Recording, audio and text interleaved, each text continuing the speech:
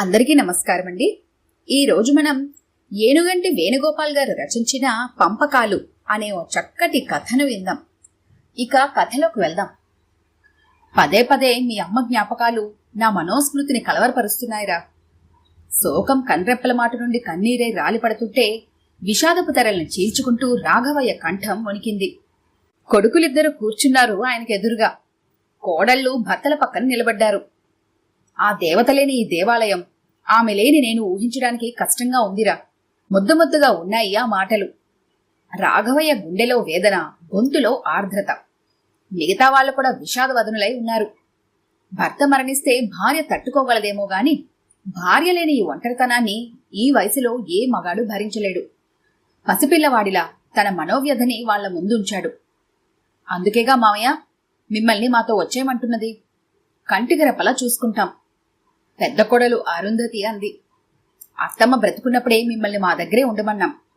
పుట్టిన ఊరు, పెరిగిన ఇల్లు, మా గూటిలో మేముంటాం. ఒకరికొకరం తోడు నీడై వార్ధక్యాన్ని హాయిగా గడిపేస్తాము అన్నారు. ఇప్పుడు అత్తమ్మ లేరు. ఇప్పటికైనా మా మాట మన్నించండి. చిన్న కోడలు వేదవతి అంది. కొడుకులు సమాధానం కోసం చూశారు. బదులివ్వలేదు ఆయన. ఉన్నది ఇద్దరం. ఎవరి దగ్గరకు వెళ్లాలని సంశయిస్తున్నట్టున్నారు. మిమ్మల్ని పోషించాల్సింది పెద్ద కొడుకుగా నా బాధ్యత. నా చెంతనే ఉండండి కలగజేసుకున్నాడు పెద్దబ్బాయి చక్రవర్తి. చిన్న కొడుకు సురేంద్ర మౌనంగా ఉండిపోయాడు.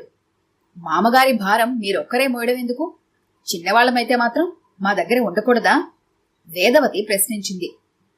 నేనిప్పుడే వీళ్ళకి భారమయ్యానా? ఆ మాటకి రాఘవయ్య మనసు చివుక్కుమంది. మన మధ్య వాదనెందుకు? ఓ పని చేద్దాం. చెరో 6 నెలలు మామగారి బాధ్యత పంచుకుందాం. ఏ గొడవ ఉండదు సూచించింది అరుంధతి. మెన్నువిరుగు మీద పడ్డట్టు అదిరిపడ్డాడు రాఘవయ్య. తల్లిదండ్రుల్ని కొడుకులు పంచుకోవడం ఇదివరకే విన్నాడు. నేడిది కొత్తేం కాదు.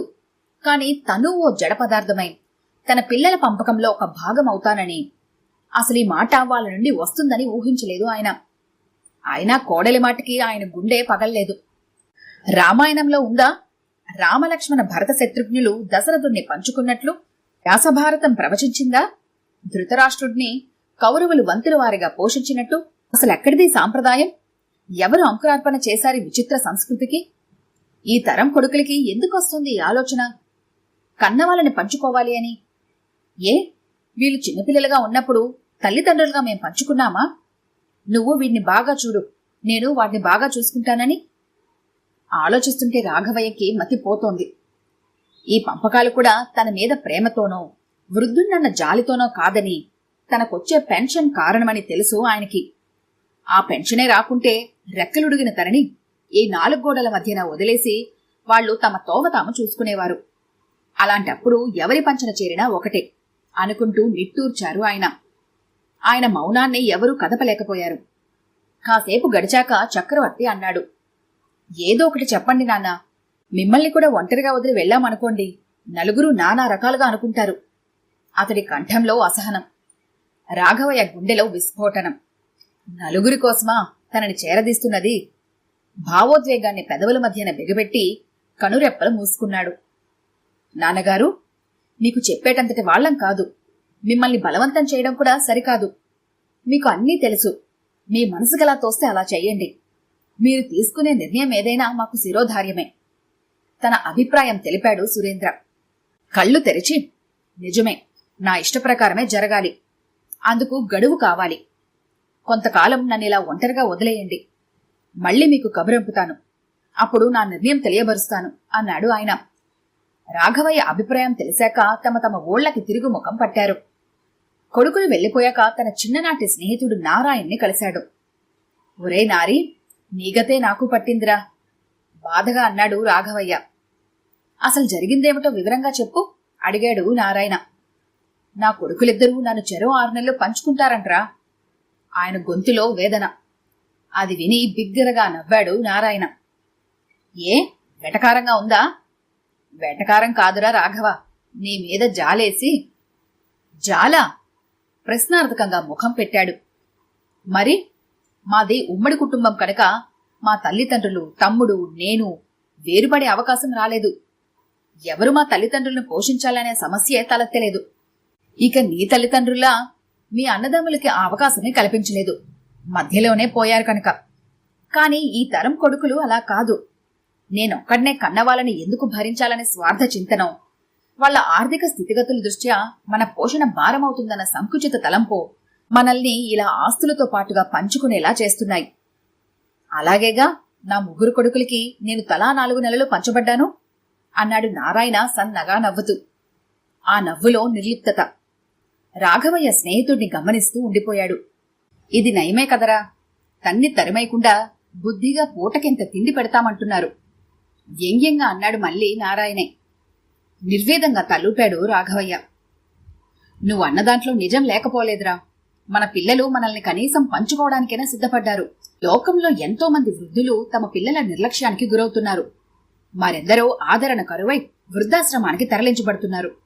రకంగా చూస్తే మన వాళ్లు కొంతలో కొంత పర్వాలేదని సరిపుచ్చుకోవాల్సిందే మరి అంటూ నిట్టూర్చాడు. సరే, నీ కొడుకుల ఆంతర్యం తెలుసుకోవాలంటే ఓ పని చెయ్యి అంటూ రాఘవయ్యకి ఒక ఆలోచన అందించాడు నారాయణ. అది విని సరేనంటూ తలూపాడు రాఘవయ్య. తన స్నేహితుడి సూచన ప్రకారం రాఘవయ్య మరో వారం గడిచాక కొడుకులిద్దరికి కబురంపాడు వెంటనే రమ్మని. భోజనాలయ్యాయి. పిల్లలు ఆడుకోవడానికి వీధిలోకి వెళ్లారు. పెద్దవాళ్లంతా తీరుబడిగా ముందు గదిలో కూర్చున్నారు. చెప్పండి నాన్న, కదిపాడు చక్రవర్తి. చెప్పడానికేముందిరా, ఆ రోజే చెబితే బావుండదని అసలు విషయం చెప్పలేదు. ఒక 50,000 అప్పు ఉందిరా, దాన్నే ముందు తీర్చాలి అన్నాడు రాఘవయ్య మెల్లగా. అప్పు మాట చెవిన పడగానే వెంటనే ఎవరూ మాట్లాడలేదు. అప్పు సంగతి ముందు చూడండి, నేనెవరి దగ్గర ఉండాలన్నది తర్వాత ఆలోచిద్దాం. అందరినీ ఓ మారు కలియజూస్తూ మళ్లీ తనే అన్నాడు రాఘవయ్య. అప్పు గురించి అంత ఆందోళన దేనికి నాన్నా? ఈ ఇల్లుందిగా, అమ్మేద్దాం సురేంద్ర సలహా ఇచ్చాడు. నిజమే, ఇల్లు అమ్మగా వచ్చిన డబ్బుతో అప్పు తీర్చొచ్చు, సమస్య ఉండదు తమ్ముడి ప్రతిపాదనని సమర్థించాడు చక్రవర్తి. కాని నేను బ్రతుకుండగా ఈ ఇల్లు అమ్మడం నాకిష్టం లేదురా, ఎందుకో మనసొప్పడం లేదు చెప్పాడు రాఘవయ్య. ఎలాగూ మాతో వచ్చేవారేగా, ఇల్లు ఇక్కడ ఉండి ఉపయోగం ఏముంటుంది? కనీసం అద్దెకిద్దామన్నా ఈ పల్లెటూరులో ఎవరు ఉండరు. అలా ఆలోచించిన లాభం లేదు. అయినా ఈ కాలంలో ఇలాంటి సెంటిమెంట్స్ ఏమిటి మావయ్య అంది పెద్ద కోడలు. ఆ మాటికి తీక్షణంగా చూశాడు ఆమె వంక. తలొంచుకుంది అరుంధతి. తండ్రి ముఖంలోని భావాల్ని గమనించాడు సురేంద్ర. పెద్దవారు, మీ మాట కాదనడవెందుకు? ఆ ఇల్లు అమ్మద్దులే నాన్న, ఆ 50,000 అన్నయ్య నేను కలిసి కడతాం, మీరేం వర్రీ కాకండి అనునయంగా అన్నాడు సురేంద్ర.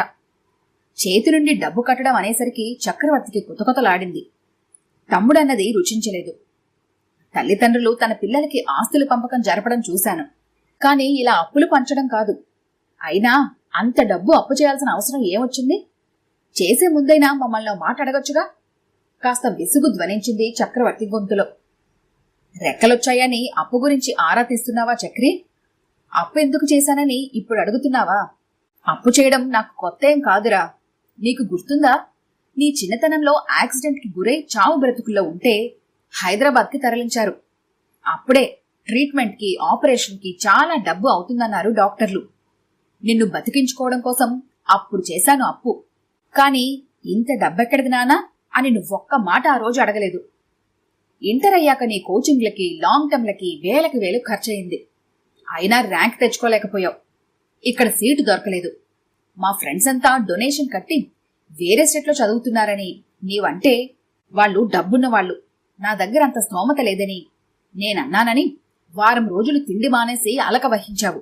ఈ ఆనందం కోసం, నీ బంగారు భవిష్యత్తు కోసం కర్ణాటకలో సివిల్ ఇంజనీరింగ్లో జాయిన్ చేశాను. అప్పుడు కూడా అప్పు తెచ్చాను. ఈ ఇల్లు కూడా మీ తాతయ్య మిగిల్చిందే. ఈ ఇల్లైనా లేకుంటే అద్దెకంపులో మగ్గుతూ మరెన్ని కష్టాలు అనుభవించేవాడ్నో, మరెంత అప్పులు పాలయ్యేవాడ్నో ఆవేశంగా అన్నాడు రాఘవయ్య. మీరప్పులు చేశారని మమ్మల్ని చేయమంటారా? నా పిల్లలు ఎదుగుతున్నారు, ఖర్చులు పెరుగుతున్నాయి. అంత డబ్బు సర్దమంటే ప్రస్తుత పరిస్థితుల్లో ఇబ్బందే కరాఖండిగా చెప్పాడు చక్రవర్తి. డబ్బుకి డబ్బు ముడివేయడం తప్ప ఇతరులకు పైసా వెదల్చడం అలవాటులేని చక్రవర్తి ఈ విషయంలో రాజీ పడదలుచుకోలేదు. అందుకే స్పష్టంగా తన అభిప్రాయాన్ని తండ్రికి విన్నవించాడు. మీ ఇష్ట ప్రకారమే కానియండి నాన్న. అన్నయ్య, అంతదానికే అంత సీరియస్ అవ్వడం ఎందుకు? ఆ డబ్బేదో నేనే సర్దుతాను. కాని ఒక్క షరతు, నాన్నగారు నా దగ్గరే ఉండాలి అన్నాడు సురేంద్ర. ఆ వంకన నెలనెలా ఆయనకొచ్చే పెన్షన్ డబ్బులు తీసేసుకుందామనా? గయ్యమని అరిచింది మరిది మాటకు. అరుంధతి బుద్ధి, మనసు ఆమెని నిలకడగా ఉండనీలేదు. రాఘవయ్య మనసు చివుక్కుమంది. పదులుగా వేదవతి నోరెత్తబోయింది. అది గ్రహించి చెయ్యెత్తి భార్యని వారించాడు సురేంద్ర. మరి మాట్లాడలేదు ఆమె. అలాంటి ఆలోచనేం లేదొదినా అని అరుంధతికి సమాధానమిచ్చి తండ్రి వైపు చూస్తూ అలా అన్నందుకు సురేంద్ర స్థిరంగా, ఆ పెన్షన్ డబ్బులేవో నెలలా వాళ్ళకి పంపించే ఏర్పాట్లు చేయండి నాన్నా, మీరు మాత్రం మాతో వచ్చేయండి. అన్నా వదినల్లో కొంత అనుమానం, తండ్రి వదనంలో ఆశ్చర్యం పసిగట్టాడు సురేంద్ర. అందుకే మళ్లీ పెదవి విప్పాడు. వృద్ధాప్యంలో మీ ఆలనా పాలన చూడటం కొడుకులుగా మా బాధ్యత, కాదనను. అయితే మిమ్మల్ని నా దగ్గరే ఉండిపోమనడంలో నా స్వార్థం కూడా కొంత ఉంది నాన్న. అది ఆర్థికపరమైనది మాత్రం కాదు అంటూ ఆగాడు. రాఘవయ్య కనుబొమ్మలు ముడిపడ్డాయి. అన్నయ్య, వదిన, భార్య ఆసక్తిగా చూశారు. వీళ్ళందర్నీ ఓ మారు కలయజూసి మళ్లీ తన ధోరణిలో తాను నెమ్మదిగా చెప్పుకోసాగాడు సురేంద్ర. నేను పుట్టకముందే నాన్న మా తాతయ్యలు చనిపోయారు. నేను వాళ్ళని మిస్ అయ్యాను. కాని నా పిల్లల విషయంలో అలా కాకూడదు. నా పిల్లలకు మీ సాన్నిధ్యం కావాలి. తాతగారు చెప్పే కబుర్లు, కథలు వాళ్ళు వినాలి. మీరందించే సంస్కృతి, సంస్కారం వాళ్లకు అలవడాలి. మీ తరం అనుభవాల సంపుటిలో వాళ్ళ అనుభూతికి ఆకృతులివ్వాలి. ఇది నా అంతరంగం. ఇక నిర్ణయం మీది అంటూ ముగించాడు. చిన్న కొడుకు ఆలోచన సరళి హర్షణీయమే అనుకున్న రాఘవయ్య హృదయం ఆనందంతో ప్రఫుల్లమైంది. ఈ కథ కనుక మీకు నచ్చినట్లయితే లైక్ చేయండి, షేర్ చేయండి. మరిన్ని ఇంట్రెస్టింగ్ కథల కోసం మా ఛానల్ని తప్పకుండా సబ్స్క్రైబ్ చేసుకోండి.